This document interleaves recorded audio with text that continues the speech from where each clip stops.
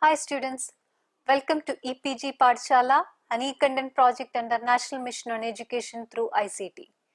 I am Mini Ulnat, working as Systems Manager in Cochin University of Science and Technology. Today, I am going to introduce you to Computer Fundamentals. This module is coming under the paper ICT for Libraries. We live in an information-rich world, and it has become a necessity for everyone not only to know about computers but be well versed with it. The purpose of this module is to introduce you about the computer system and the fundamentals of computer system. The functions of a computer can be categorized into 5. It mainly takes data as input, stores the data and instruction in its memory and use them as and when required. It processes the data and converts it into useful information.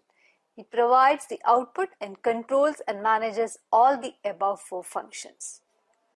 Oxford Dictionary defines computer as an electronic device which is capable of receiving data in a particular form and of performing a sequence of operations in accordance with a predetermined but variable set of procedural instructions to produce a result in the form of information or signals. Computer system is an electronic data processing device which does the following: accept and store an input data, process the data input and output the product.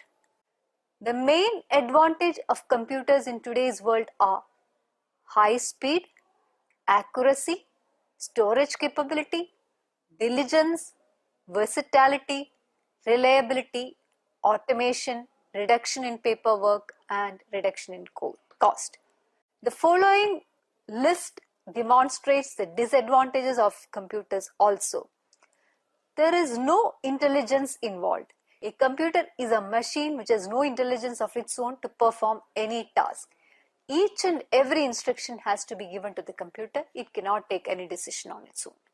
Now, second point is a dependency. It can perform function as instructed by the user. It's fully depending on the human being. The third point is the environment. The operating environment should be dust-free and suitable for operating. There is no feelings or emotions. It cannot make any judgment based on feeling, taste, experience and knowledge unlike a human being. Now let us see the areas where computer applications is possible. You name it, you have it there. Let it be business, libraries, education, insurance, marketing, healthcare, engineering design, military communication, government application, etc., etc., etc. Now, coming to the various parts, input unit and output unit. What is an input unit? Input devices or input units are used to give data to the computer. This unit makes interface between the user and the computer. The input user translates the human being information into a form understandable by the computer. Take the output unit. What is the purpose of output unit? It is a device with the help of which we get the information from the computer. This unit is a link between the computer and the user.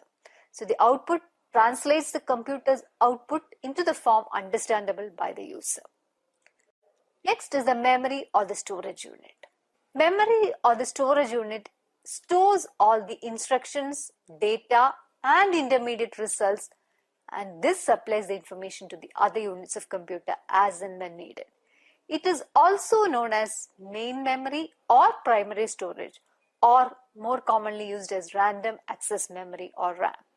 The size of this memory affects the speed, power and capability of the system as a whole. The memory may be divided into primary memory, which constitutes of RAM, as well as read-only memory, which is a built-in memory of the system, and the secondary storage, or better known as secondary memory. Central processing unit, CPU or the central processing unit, is considered as the brain of the computer. CPU performs all types of data processing operation. It stores data, intermediate results and instructions. It controls the operations of all parts of computers. CPU has the following 3 components. Constitutes arithmetic logical unit, memory unit and control unit. Let us see the functions of these units. Control unit, all the functions and the units are controlled by the control unit, as the name itself suggests. It is responsible for controlling the transfer of data and instruction among other units of the system. It manages and coordinates all the units of the computer. It obtains the instructions from the memory, interprets them, and directs the operations of the computer. It communicates with the input and output devices for the transfer of data or the results from the storage. Arithmetic logical unit consists of two subsections, arithmetic and logical. Arithmetic section, the function of arithmetic section is to perform all the arithmetic operations, namely addition, subtraction, multiplication, and division. The complex operations are done by making repetitive use of these primary operations. Coming to logic section, the function of logic section is to perform logic operations such as comparing, selecting, matching, and merging of data. The following are the other important input devices which may be used in the computer system, like keyboard, mouse, joystick, light pen, trackball, scanner, graphic table, microphone, magnetic ink card reader or MICR, we have seen the MICR checks, OCR, that is optical character reader, barcode reader, and optical mark reader.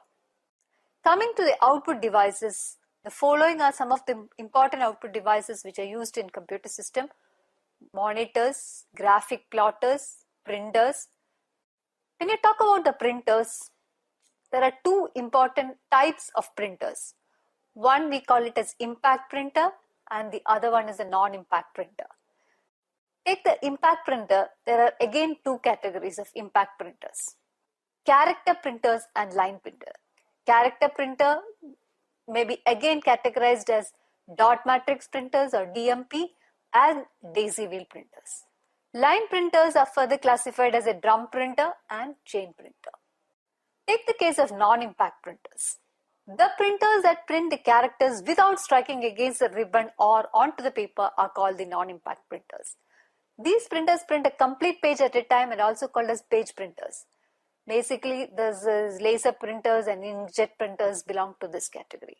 The main characteristic of the non-impact printers are it is very fast, very less noisy, quality of print is also very high. The size of the printer is also very less small. Now, coming to the memory, computer memory is just like a human brain. It is used to store data and instructions. Computer memory is a storage space in the computer where data to be processed and instruction required for the processing are stored. There are three categories of memory: cache memory, primary memory or the main memory, and the secondary memory. First, we'll see what cache memory is. Cache memory is a high-speed semiconductor memory which can speed up the CPU. It acts as a buffer between CPU and main memory. It is used to hold those parts of data and a program which are most frequently used by the CPU. The parts of data and programs are transferred from disk to cache memory by the operating system. From there, CPU can access them. The advantage of cache memory is that it is faster than main memory and consumes less access time as compared to the main memory. It stores a program that can be executed within a short period of time and for temporary use. But the disadvantage is it is very expensive and the capacity is limited. Now, take the case of primary memory or the main memory. Primary memory holds only those data and instruction on which computer is currently working.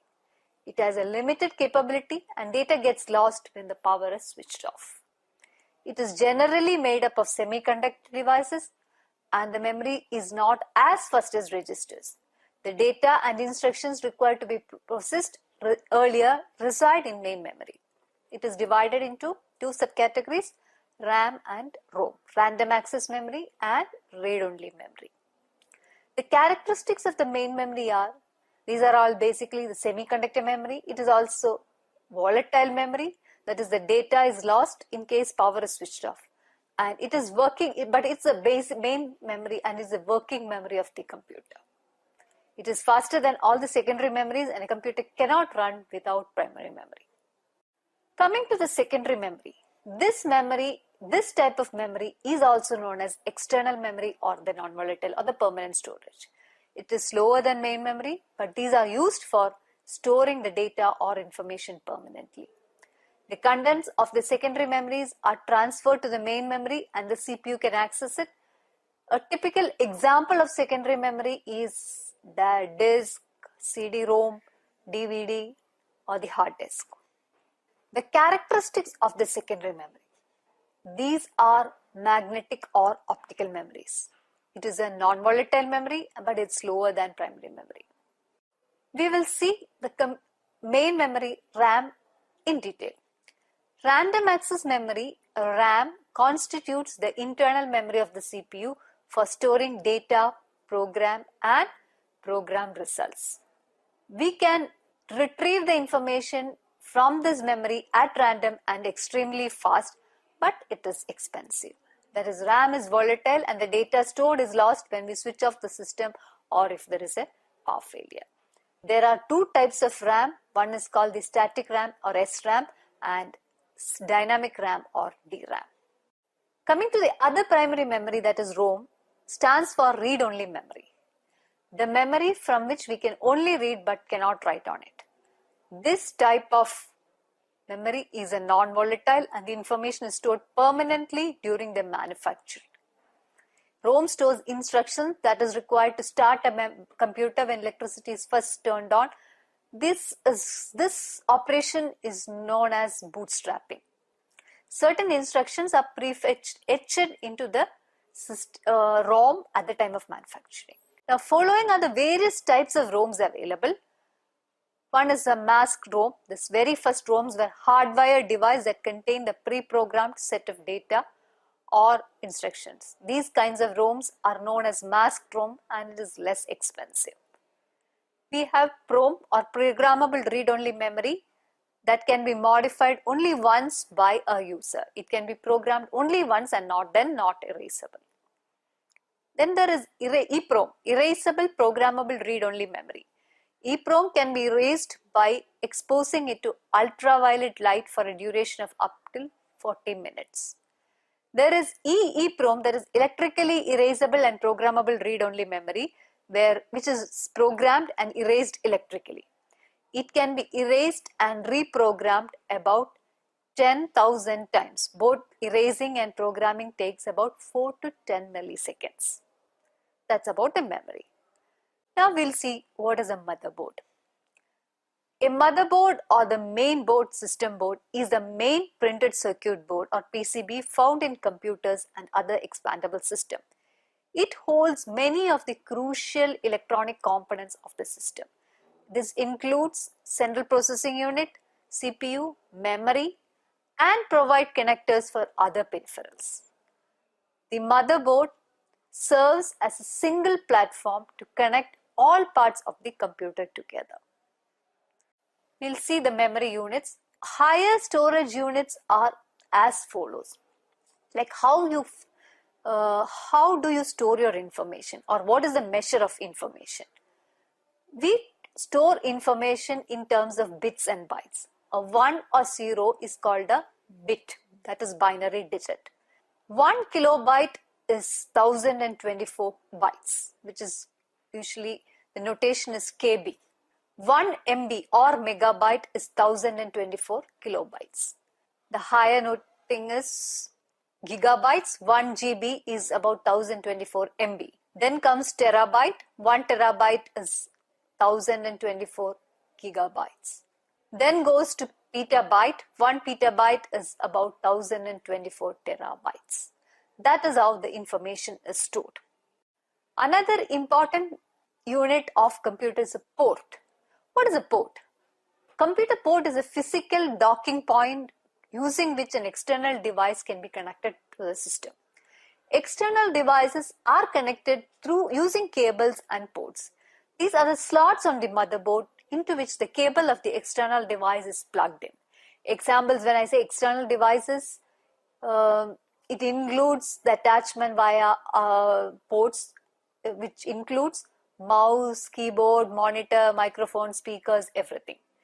Some of the important types of ports available on the motherboard are Serial port, which is mainly used for external modems, and like the older computer mouse also used the serial port. Parallel ports, these are used for scanners and printers, and PS2 ports again for the earlier keyboards and mouse. Now we have the USB or the Universal Serial Bus port, which can connect all kinds of external USB devices like your external hard disk, your printer, your scanner, your mouse, keyboard, etc. VGA port connects the monitor to a computer's video card. The power connector connects to the computer's power cable that plugs into the power bar or the wall socket. There is a 5-wire port which transfers large amount of data at very fast speed. This connects the camcorders and similar video equipments to the computer. Here, the data travels at the rate of 400 to 800 Mbps. This was basically invented by Apple. There are 3 variants like 4-pin 5-wire 400 connector, 6-pin 5-wire 400 connector, or 9-pin 5-wire 800 connector. Modem connects the PCs to the telephone network. There is an Ethernet port which connects the network to the high-speed internet. Then the digital video interface or DVI port connects a flat panel LCD monitor to a computer's high-end video graphics card. Then there are other sockets which connects microphones, speakers to the sound card, etc. That is about the hardware. Now let us see what the software is. Software, when you say computer software, it's a set of programs which are designed to perform a well-defined function. A program is a sequence of instructions written to solve a particular problem. There are basically 2 types of software. One we term it as system software and the other one is the application software. Some comparison between the features of the system software and the application software can be given as like system software is close to the system and very fast in execution, whereas the application software is more closer to the user. That is, the user has got some application with it. It is easy to design. System software is difficult to design, whereas application software is more of interactive. The user need not understand the complexities of the system software, and it is very less interactive. It is difficult to manipulate and it is generally written in a low-level language, whereas application softwares are mostly written in high-level language. It is easy to understand, very easy to manipulate, and the size is also bigger compared with the system software. The number system that is followed in computer, let us see how this information storage is happening. Earlier we saw the bit and byte. So numerical data may be stored as bits and bytes. But when we type some letters or words, the computer has to translate them into numbers. Computers can understand only numbers. So how will it translate this? So computer understand positional number system, whereas there are only few symbols called digits, and these symbols represent different values depending on the position they occupy. Radix or base is defined as the total number of digits available in this number system. Decimal number system has base 10 as it uses 10 digits from 0 to 9. In decimal number system, the successive positions to the left of the decimal point represent units, tens, hundreds, thousands, and so on. Now coming to the binary number system, it uses just 2 digits, 0 and 1, and therefore it is called the base 2 number system. Each position in the binary number represents power of base 2. Another number system we use is octal number system, which uses 8 digits, that is from 0 to 7, 0, 1, 2, 3, 4, 5, 6, 7. It is also called as base 8 number system. Each position in an octal number represents power of the base. Hexadecimal number system uses 10 digits and 6 letters, that is in total 16. From 0 to 9, then followed by A, B, C, D, E, F. Letter represents numbers starting from 10, that is A is equivalent to 10, B is equivalent to 11, C is equivalent to 12, D 13, E represents 14, and F represents 15. That is about the number system. We will see what is a data now. What is data? Data can be defined as the representation of facts, concepts, or instructions in a formalized manner, which should be suitable for communication, interpretation, or processing by human or electronic machine. Data is represented with the help of characters like alphabets like A to Z, can be capital or small, digits 0 to 9, or special characteristics plus, minus, and similar. The data is basically divided into numeric and non-numeric data. What is information? Information is organized or classified data so that it has some meaningful value to the receiver. Data is a raw information actually. Information is the processed data on which the decisions and actions are based. For the decisions to be meaningful, the processed data must qualify the following characteristics. That is, it should be timely, that is, the information should be available as and when required. It should be accurate, the information provided should be accurate. Completeness, the information should be complete in all manner. That is about the information, data and information. So, processed data is information. Computer networking is an important area which needs special mention due to the wide application of networks in almost all fields of human life. A computer network is a system in which multiple computers are connected to each other to share information and resources. The main characteristic of a computer network, or why we are networking, first is used to communicate, second one to share the resources from one system to another. It creates the files and stores them in one computer, access those from the other computer connected over the network. Resources can be shared, like for example, connect a printer and scanner or a fax machine to one computer within the network. Let the other computers of the network also make use of the machines available. So that is the main advantage of the network. What is the requirement for setting up such a network? The minimum requirement includes cables, router, network interface cards, switches and hubs. So a computer network is a system in which multiple computers are connected to each other to share information and resources. This is basically to communicate and share resources in different manner. So for creating a network, we need a hardware setup of network cables, routers, network interface card, switches and hubs. We are living in a network world, and internet is the platform by which we are communicating with each other. With this, let me conclude this module on fundamentals of computing. Thank you very much.